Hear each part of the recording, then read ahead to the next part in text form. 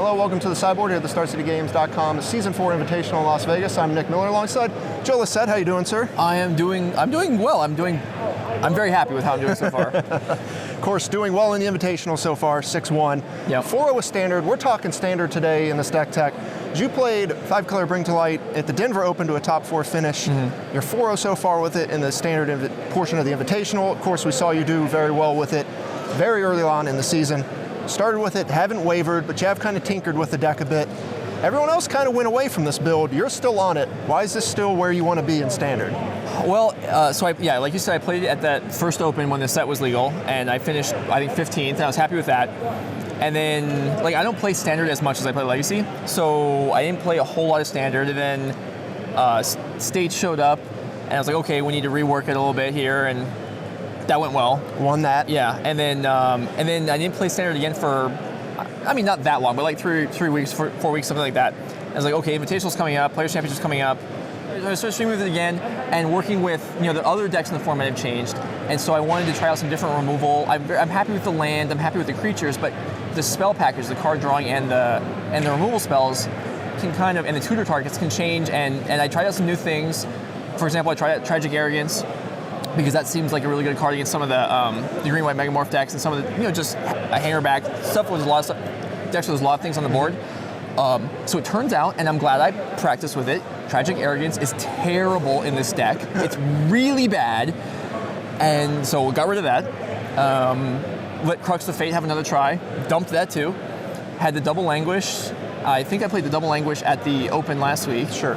And that went really well, but it was like, well, we're still kind of trying to squeeze spots in different places. So auditioned Radiant Flames back in the main deck, like I had at the very beginning. Mm-hmm. And so different stuff's moved around a little bit. Sideboard's changed some, but it's overall the same shell of the deck. Right, and it plays like a control deck for the most part, something you're very familiar with.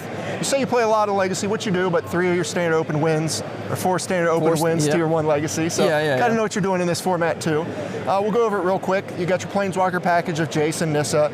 You have Den Protector and Siege Rhino, along with Bring to Light as kind of your gas in the deck. Mm-hmm. And what I was really impressed with this deck last week against Todd Anderson in the semifinals especially, or the quarterfinals especially, was the Den Protector Colligan Command recursion engine. Yeah, and that doesn't come up that often, but when it does, it's obviously really great because you can grind their hand down, which is nice. And it also, because he kept killing it, which, he kind of had to, but because he's killing it with things that don't exile, it allows you to just continue, and it takes a long time, as you saw in the match. It took a long time, but you just build up a very large advantage without using a lot of cards, whereas he's even using cards, and it's kind of hard to keep up without exile effects, which is, something I prioritized in the removal in this deck, is I wanted to have as many exile effects as I could, and we actually have 8 main deck things cards that exile things, which probably not too many decks are playing that many. Right, Utter In, Complete Disregard, Abzan Charm, all can exile, which was really important back when, Hangerback was everywhere, but even still now these Jeskai Black decks are all just about recurring Dragon Master Outcasts and things like that. And the Oshai's Command and all that kind of stuff, and that's what it was like against Todd's deck. There's not a whole lot of, there's a lot of card advantage, there's a lot of good stuff going on there, but aside from the one Dragon Master Outcast, there's not a lot that does damage.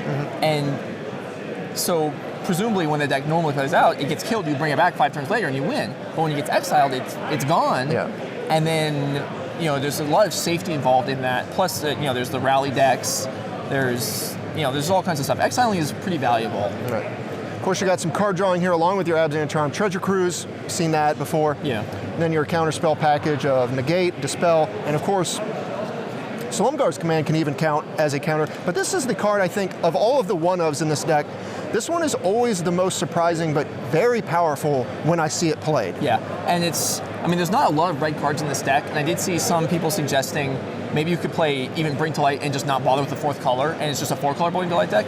But the Silumgar's Command is so good. When it is, it's also, I don't mind drawing it either. Against blue decks, it's fine to draw.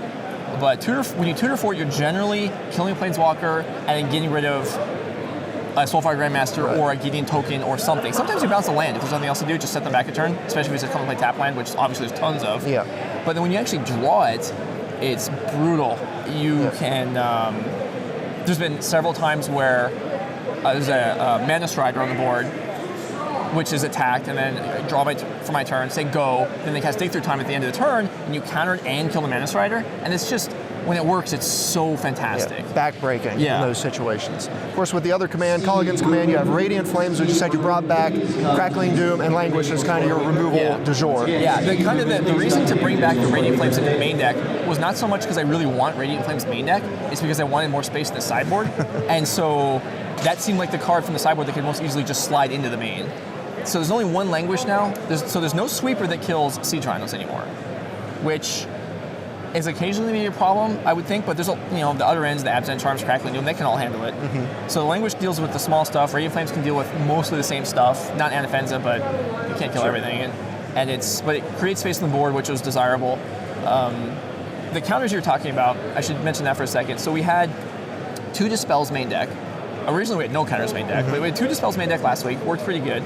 My roommate's playing the deck also at the Invitational this weekend, and he wanted a mix of Dispels and Negates, and I was resistant to that first because the 1 mana is so important against red, but before we had 2 Dispels main, 2 Negates on the board, so in the 75, in the sideboard games, you're the exact same as you were before, so we switched it up, and I actually think the Negate, I countered an Obnixilis in game 1, which I couldn't have done last week, and that's nice, it's the Negate, the mixture, I think, is valuable. Yeah, and it gives you outs to cards that you don't really have range to deal with in certain matchups. Yeah. All right, the sideboard here in this deck is going to be really interesting because you have a bunch of targets you can get with Bring to Light, of course. A bunch of them we'll go over. Anafenza stands out because you see this 3-color creature in your sideboard. You're like, well, what's going on here? Yeah. It's good against Rally and other graveyard-based decks. Yeah, it's really, the Rally decks anticipate as being a problem. It's actually, it's not good game 1. The sideboard games aren't as bad as I thought, but that's because I made sure that I had sideboard cards for them. So we have Anafenza, we have Obliteration as the other target, which is also good against Eldrazi, which I don't think the Eldrazi deck, I don't think I'm going to beat it very often. I haven't played against it in the last week or this week, so maybe it's not an issue so much. And that's something that comes up a lot on streaming, or just viewers are asking, oh, well, what do you do against this deck? It's like, well, I probably lose, but who's playing this deck? Nobody, so it doesn't matter. It definitely had its popularity, and that's when we saw a lot of people moving toward the 3 and 4 Infinite Obliteration in their sideboard, and it was effective. Yeah, and so that you don't see a lot of that, or I haven't seen a lot of it, and so I've been getting away with it so far. And then we also have 2 Hallowed Moonlights. That was the reason to slide the Radiant Flames into the main deck, was to be able to fit a second Hallowed Moonlight in the deck. Because it's just, we had 2 Obliterations before, and Obliteration against Rally is okay. And you hitting that 2 has, it's fine, and it's desirable to get rid of it, but it doesn't really win you the game. And Hallowed Moonlight at the right time can just end the game, which is great. When they get ready to go off or whatever, you can stop them there. Yeah.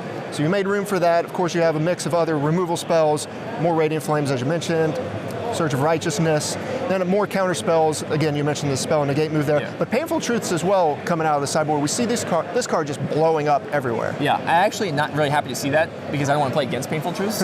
And so I've been running 3 in the board for a while now, and it's very good against any blue deck, any slower deck, and I don't bring them in against aggressive stuff. But now a lot of decks are playing the main deck, and it's just, I don't like that because I like having the card advantage superiority, and when they have Painful Truths main deck, that's tough. Yeah. Lastly, we have to talk about this card. This is a new one. That's a new one, and I knew you'd like that. Talent of the Telepath, Magic Origins. Yeah, when you said let's do a deck tech, I was like, there's one card in my deck that I know you're going to enjoy talking about. And so Talent of the Telepath replaced one of the Painful Truths. For one thing, it's really cool. I played in a match online this week, and I wasn't streaming when I played it. It was just a 2-man, before I went to bed, and it was the mirror, and so we were battling back and forth, and he bring to light for Talent of the Telepath, and I almost fell out of the chair. I was like, there is no way that card is actually, damn. And then so he cast it, and I had 4 cards in my hand, he had none, and he cast that, and he hit Treasure Cruise and Absent Charm and drew 5, and I was like, wow, that was impressive. And I think I want one. So now I have it too, and so it's presumably you're gonna have Soul Mastery when you cast it. So against the blue decks, maybe you can Dig Through Time, which is great. There's all kinds of good stuff you can hit. Other End, Call Against Command, Crackling Doom, whatever. I mean, and actually what I did was I went to on the Wizards website, which I don't often go to because, well, you know. And they have the hand generator. So I just picked a deck that I picked a Jeskai deck, and just said generate random hand just over and over again. And look at the starting 7, because this looks at 7 cards. And you see, and we're just counting like, is this one good? Yes, yes, no, yes. And you just see how often you're going to hit stuff that's game breaking, and it's a lot. And then later in the game, as people have fetched out of their deck, it's going to be even better because there's more density of just insane stuff to hit. And like I haven't cast it yet today, but Zach played it against Mardu and hit I think Crackling Doom and Kolaghan's Command. And the board position is just reversed. Yeah. And all of a sudden you get a 5-for-1. Yeah. Seems pretty good. It's not to mention you can flash it back with Jace later on. Oh, of course. You can cast it 2 or 3 times with Den Protector, and you can just mill them out. And like I was explaining to you before, this will never happen, but it's kind of fun to think about. Magical Christmas light there. So if you ultimate Jace, then you bring to light, mills 5, get Talon of the Telepath, cast that, mills 5. The Talon itself resolves and mills 7. And if you get 2 spells, that's 5 more each. So the Bring to Light generate, you mill 27 off of 1 card. Just gonna end the game pretty quick. Which is neat. You probably won the game anyway at that point, but it's still cool. So yeah, I'm really happy with the deck. There's still some work to be done maybe on the spells. The creatures in land I think are pretty good. The counter mix, maybe some of the sideboard stuff, we'll see, but I like this deck a lot. And in the last couple weeks I've done really well with it. And it's easy to like a deck when you're winning. And yeah, I actually went into this very confident in Standard and not so much in Modern, which was the reverse, I believe, of the last Modern Invitational. But it's a good time. Well, it's doing well for you so far. You've had a lot of success with it. We really want to see Talon of the Telepath on camera, so we're going to try to get that set up in a feature match tomorrow, hopefully. But I would. You find me an Esper Dragon's deck to demolish, and I'd be happy to cast Talon of the Telepath against him. All right. Well, Joe, thanks for joining me here in the Sideboard. Stay tuned to StarCityGames.com all week long for the action here in Las Vegas.